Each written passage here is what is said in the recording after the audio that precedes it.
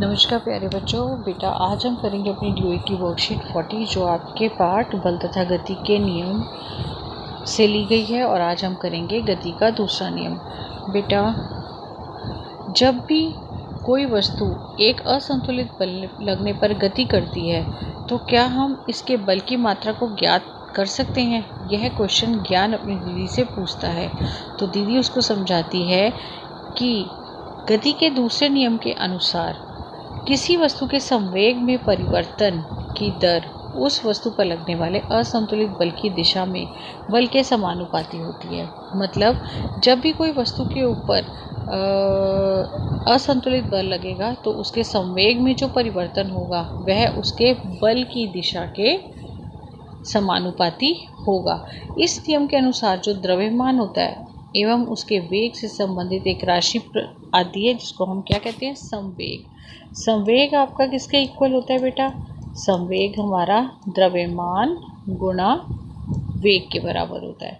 यह एक सदिश राशि है और इसकी दिशा वस्तु के वेग की दिशा में होती है और इसको हम किसके द्वारा लिखते हैं? P के द्वारा। ठीक है। और द्रव्यमान m गुणा में वेग।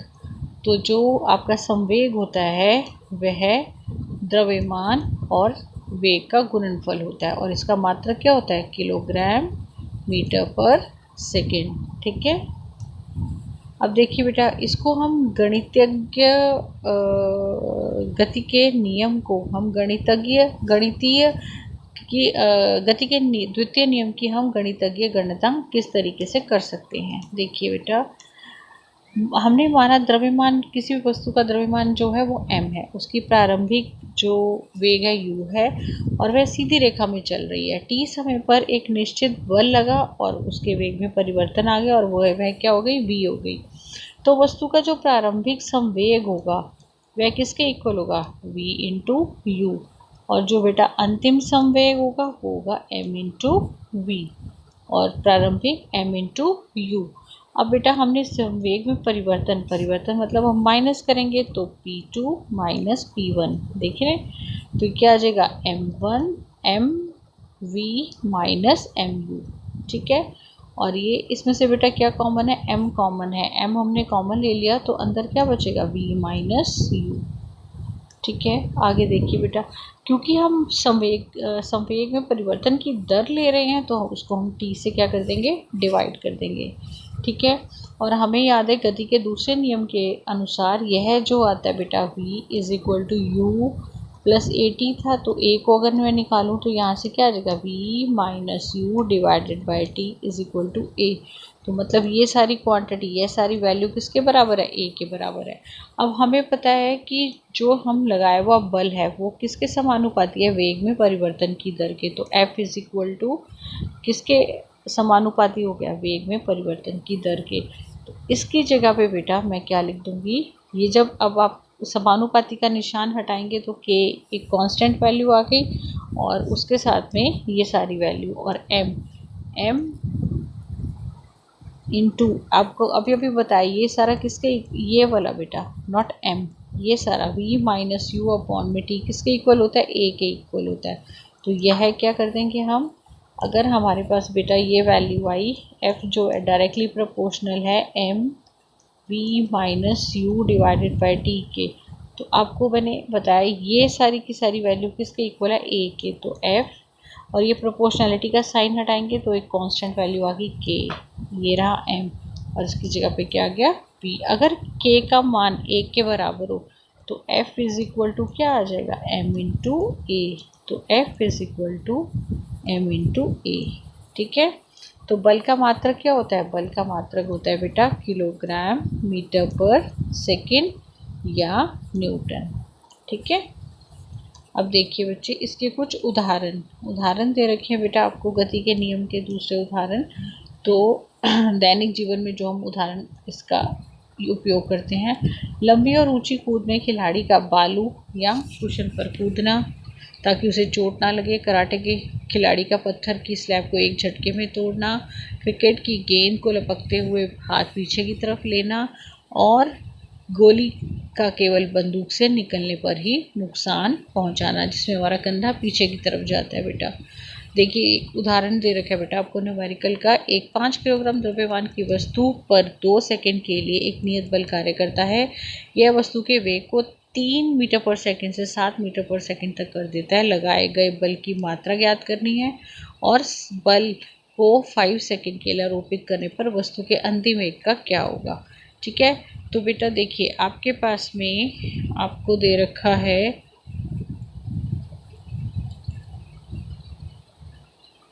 u दे रखा है बेटा आपको 3 मीटर पर सेकेंड, v दे रखा है बेटा आपको 7 मीटर पर सेकेंड और आपको समय दे रखा है दैट इज़ 2 सेकेंड और m कितना है 5 किलोग्राम।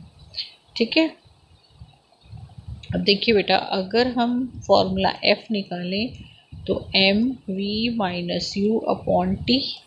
तो m कितना है बेटा मेरे पास में, m है हमारा 5 kilogram Guna v 7 minus 3 divided by 2। तो ये आ गया 5 इंटू 7 माइनस 3 4 डिवाइडेड बाय, तो ये आ गया बेटा 10 न्यूटन। ठीक है, तो इस तरीके से हम इसको कैलकुलेट करेंगे। अब सेकंड आपको क्या निकालना है कि जब बल जो था वो 5 सेकंड के लिए आरोपित किया गया तो वस्तु का अंतिम वेग क्या था। अब टी मेरे पास कितना आ गया 5 सेकंड आ गया। ठीक है, तो v इज इक्वल टू बेटा वही पहले वाले फॉर्मूले से जो f पहले मैं आपको बता देती हूँ। f इज इक्वल टू पहले हम ले रहे थे f is equal to m v minus u upon t. तो अभी आपको क्या निकालना है, अभी आपको v निकालना है तो क्या ले लेंगे f into T divided minus you और डिवाइडेड बाय माइनस नहीं प्लस हो जाएगा बेटा इधर आके और डिवाइडेड बाय m। ठीक है, तो बस वैल्यू पुट कर दीजिए। ये f आपके पास 10 आ गया, t आपके पास कितना है, t आपको उसने 5 सेकंड लिया है तो 5 और फिर डिवाइडेड बाय आपका वेट कितना है 5 किलोग्राम इन प्लस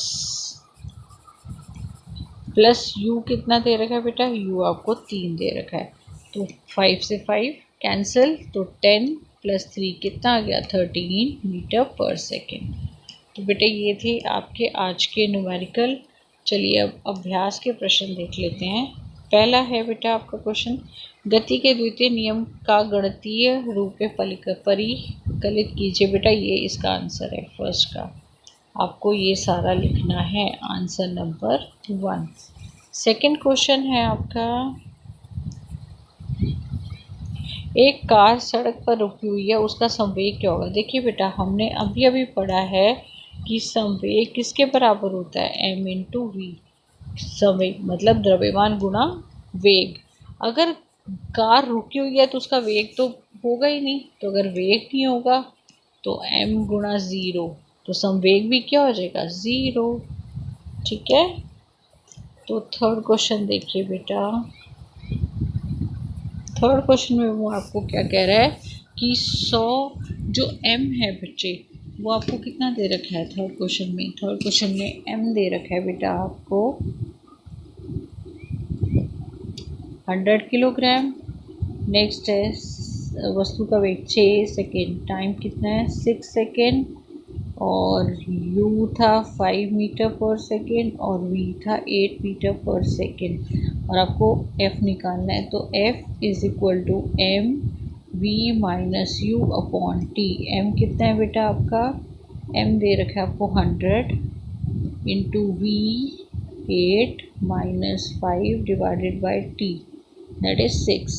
तो ये आ गया 100 इंटू 3 अपॉन 6, 3 कट करोगे 50। तो आपका आंसर कितना आ गया इस क्वेश्चन का 50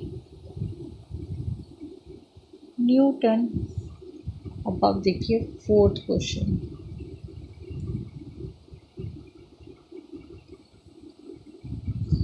फोर्थ क्वेश्चन में हमारे पास में क्या है, 0.5 मीटर पर सेकंड के वेग से चल रहे 1000 किलोग्राम द्रव्यमान वाले ट्रक का संवेग क्या होगा। बेटा अब आपको देखिए m कितना है आपके पास में, m है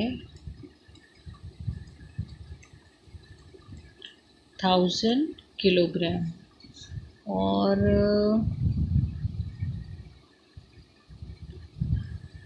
वेग आपको दे रखा है 0.5 मीटर पर सेकेंड। आपको संवेग निकालना है, ठीक है। संवेग आपको पता है किसके बराबर होता है, संवेग मास इंटू वेलोसिटी। मास आपको दे रखा है